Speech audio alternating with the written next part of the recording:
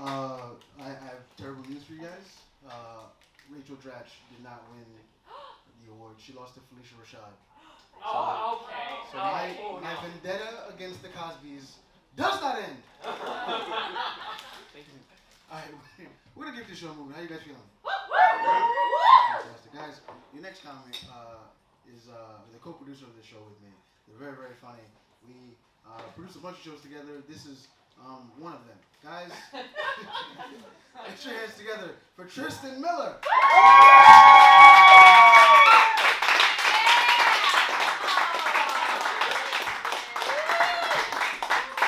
Keep it going for Stan.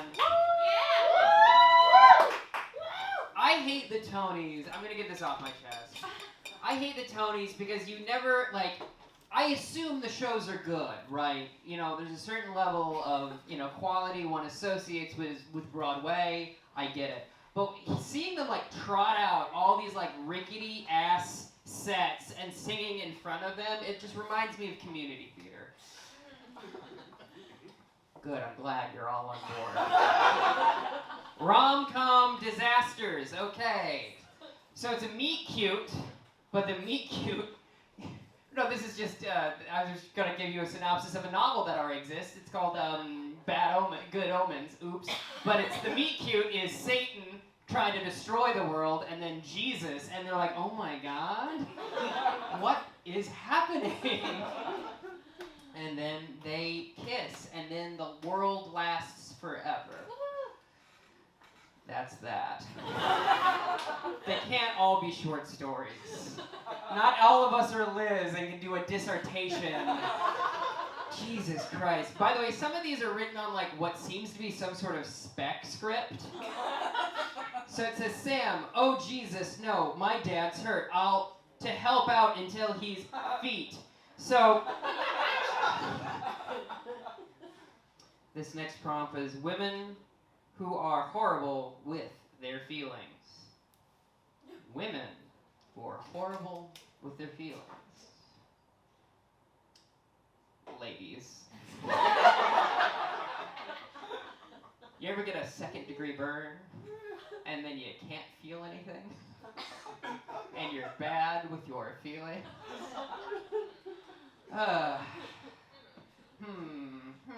I mean, I like that answer, but you guys didn't seem to. Sorry, y'all. You know, I that is a misnomer that like, or people misconstrue that women are better with their feelings. They're just like allowed to express certain ones, and that's it. Because if you ever see a woman angry, no one takes that seriously. You ever see a man cry? They're like, what's happening? It's just like, this is why you should just get rid of all the gender expectations and dress like some sort of version of Miss Frizzle at a comedy show. Okay, now Hemingway was here again. He's graced us with another baby shoes. No, now this, you are writing a prompt for this comedy show. Very metatextual, not a fan. I hate a pastiche and I hate metatextual humor, but we'll continue. But you drop it. Oh. Right onto the vat of secret salve trademark. Your estranged son watches on in disappointment. See now what this, I think this is a very good bit of writing, but it's very unfair to the comedian me. It's very unfair. Because this is funny in and of itself. That's like, hey, here's a joke. Can you make a joke about that joke? Fuck you. Come on, man. Why would my son be estranged? Oh, probably because I dropped him on his head. I keep dropping things. I'm a dropper. My father was a dropper. His father before him, it's a dropper. I gotta go try to drop myself off the rafters and hang myself. Anyway, Quiznos! Remember those fucked up commercials that would play on Adult Swim? Where they would put like faces onto like what seemed to be a gerbil or a hamster or a guinea pig or some sort of small rodent. I have never been more aroused in between segments of that because you gotta have a computer open with pornography and also watching Adult Swim and taking turns. And now every time I smell a panini, I become engorged. All right, so crayons, written in pen, irony. Crayons, I pronounce it crayon. There's 2 syllables. I've had a lot of discussions recently with some people about regional dialects, specifically about crayon and tour. How do you say the word tour? Like if I were to tour the country, how would you say that? Tour. Tour? Yeah. Okay, where are you from? Vegas. From Vegas. All right, you know what? You've had enough hardship. I'm not going to rag on you further. What was I don't even remember what the prompt was. I'm turning into Johnny Carson. You're going to have a great show the rest of this evening. The main character.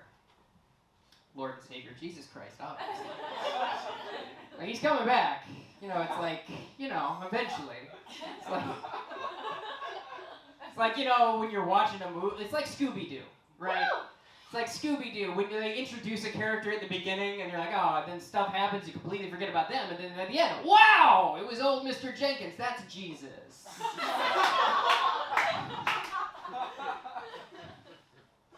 See, Liz and I wish she was here so she could see what the opposite of what she is. Does that make sense? Oh my god. Flashdance sequel. Never seen the first one, but I assume there's some dancing. Flashdance, that's the thing where the water falls on the lady. I say we do it in reverse. In the sequel, oh my god, she's so excited. She's married or something. And they're going on their honeymoon. She and whomever is in Flashdance as well. And they go to Niagara Falls, so she is going inside the water this time. That'll show water for getting on her!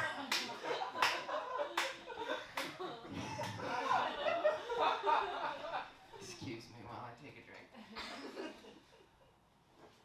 Try not to burn through too many of these, even though there's pens and papers and you can add a prompt anytime. Take a prompt, leave a prompt. That's what I always say. Has anyone actually tried to take a penny from that? In a gas station, like take a penny, leave a penny? They give you a bad look. They're like, do you really need this? And I was like, yeah, I need this ginger ale in my tummy. Tummy toes. St. Louis Arch. St. Louis Arch. You say arch or arc? Arch. Arc is a boat. Arc is sometimes a boat, and that's where I was getting to. Thank you. Again, the person that I assume has been writing these novels. It was not me. Ooh. That makes it more interesting for me because I thought I had much like Inspector Clouseau figured out the perpetrator. Why I called you all here this evening. St. Louis Arch, never been. I assume it's in St. Louis. St. Louis Archstrong, is that anything? I'm a national monument. Don't look at me. They're arrested us here by you gotta pee.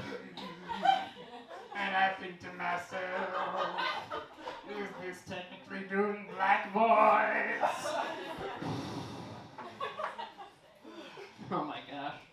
We're having fun. I like it. This is a thing I look forward to every month, and then sometimes I shouldn't have. But today, I have, and it's well worth it. Thank you for being out here. You are. Now here's another thing about this. I, the reader, am I the person, or am I speaking out to the audience? Is the audience a door-to-door salesman, or am I?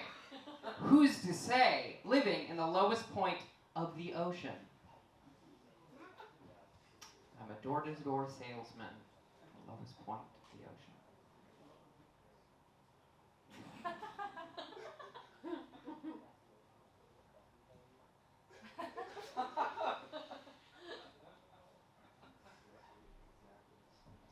I wish I knew how that Arthur Miller play ended.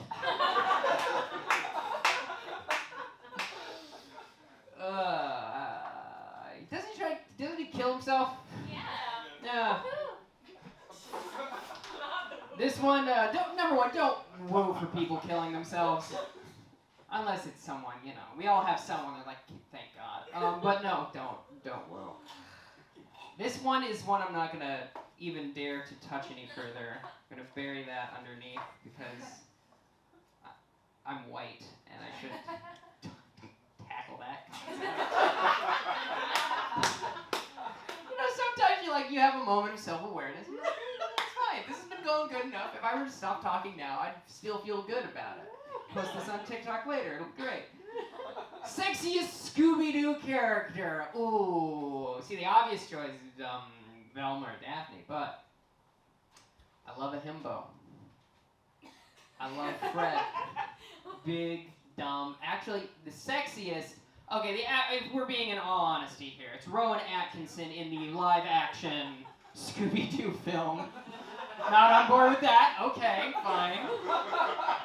One of my favorite things about the live-action Scooby Doo film was they wanted Tim Curry for that role. Did you know this? And then Tim Curry was like, yes, I love Scooby Doo. I love it so much. And then he got to the point where the face opens up and it's Scrappy Doo, and he goes, I fucking hate Scrappy Doo, and didn't do the project. Which is correct. The hottest, I think, is Don Knotts. And when he guest stars, or all of the Harlem Globetrotters, if we're being real. All of the Harlem Globetrotters. One last one, and then I'll bid you adieu. This one says banana bread. Bitch, the fuck? Which one of you motherfuckers said yick to Stan? I hate bananas. Yeah. You know what? Here's the thing. I'm happy you're missing the Tonys. Fucking coming after banana bread, my guy. What the fuck am I supposed to do with all these old ass bananas? So here's the thing. I saw someone, and this changed my goddamn. I don't often eat a banana, but when I do, I struggle. And I work at a preschool. We give the children bananas cut into slices. This woman, this other teacher, she works there. This woman, she cut the top off of the banana, then slid it down, and then peeled it like that, right? Like, to do this anyway. All momentum was just gone. So, like, she cut the top off, and then just peeled it out, and it was perfect. No muss, no fudge, because she does plantains, right? And they have a harder shell, rind, skin. They have a harder skin. Fucked up that we call it a skin. It's the same thing, and we call the fruit the meat. And like, then vegans are like, you can't kill anything with the face. But anyway, so that changed my life. I'm never gonna peel a banana again. I'm gonna cut it. I'm gonna circumcise a banana. I'm gonna circumcise a banana, and that is my time. Thank you so much.